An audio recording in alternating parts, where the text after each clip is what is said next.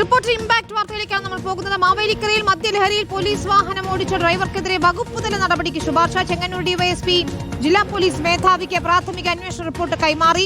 അപകടകരമായ രീതിയിലാണ് വാഹനം ഓടിച്ചതെന്നും ഉദ്യോഗസ്ഥൻ വൈദ്യപരിശോധനയ്ക്ക് വിധേയനായിട്ടില്ലെന്നും റിപ്പോർട്ടിലുണ്ട്. സംഭവത്തിന് പിന്നാലെ മാന്നാർ സ്റ്റേഷനിലെ ഡ്രൈവർ സ്വരാജ് അവധിയിൽ പ്രവേശിച്ചിരുന്നു. ശരത്ത് SS ആണ് ചേരുന്നത്.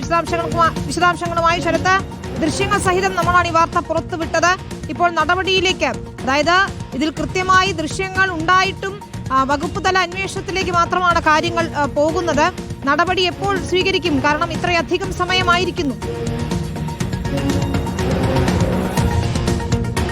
വിനീത, എന്തായാലും നടപടിയിലേക്ക് കടക്കും എന്ന് വേണം മനസ്സിലാക്കാൻ. കാരണം ഇതിന്റെ പ്രാഥമിക അന്വേഷണ റിപ്പോർട്ട് ഇന്നലെ ഇപ്പോൾ ചെങ്ങന്നൂർ ഡിവൈഎസ്പി ജില്ലാ പോലീസ് മേധാവിക്ക് കൈമാറിയിട്ടുണ്ട്. ഇതിൽ പ്രധാനമായും പറയുന്നത് ഉദ്യോഗസ്ഥനെതിരെ വകുപ്പുതല നടപടി വേണമെന്നുള്ളതാണ്. ഇത്തരത്തിൽ ഈ ഉദ്യോഗസ്ഥൻ ഗുരുതരമായ കൃത്യവിലോപമാണ് നടത്തിയത്. അപകടകരമായ രീതിയിലാണ് ഈ വാഹനം ഓടിച്ചത്.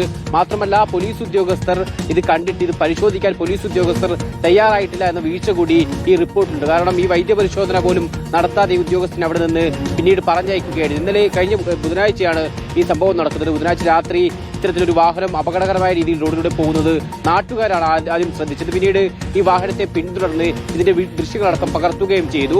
ഒടുവിൽ ഈ വാഹനം മാവേലിക്കര VSM ആശുപത്രിക്ക് സമീപം നിർത്തിയിട്ട സമയത്ത് ആ വാഹനത്തിലുണ്ടായിരുന്ന ഈ ഡ്രൈവർ ഇത്തരത്തിൽ മദ്യപിച്ച് മദ്യലഹരിയിലാവുകയും പിന്നീട് ഈ ഛർദ്ദിച്ചടക്കം അവശനായി വാഹനത്തിൽ കിടന്ന് ഉറങ്ങുകയുമായിരുന്നു. തുടർന്ന് നാട്ടുകാർ തന്നെയാണ് ഇത്തരത്തിൽ ഉദ്യോഗസ്ഥൻ പോലീസ് വാഹനവുമായി ഇവിടെ മദ്യലഹരിയിൽ അബോധാവസ്ഥയിൽ കിടക്കുന്നു എന്ന കാര്യം പോലീസ് ഉദ്യോഗസ്ഥർ അറിയിച്ചത്. പക്ഷേ ഈ പകരം ഇത് പരിശോധിക്കാൻ വേണ്ടി വന്ന പോലീസ് ഉദ്യോഗസ്ഥർ ഈ ഉദ്യോഗസ്ഥനെ ആശുപത്രിയിൽ കൊണ്ടുപോകാനോ വൈദ്യപരിശോധന നടത്താനോ തയ്യാറായില്ല.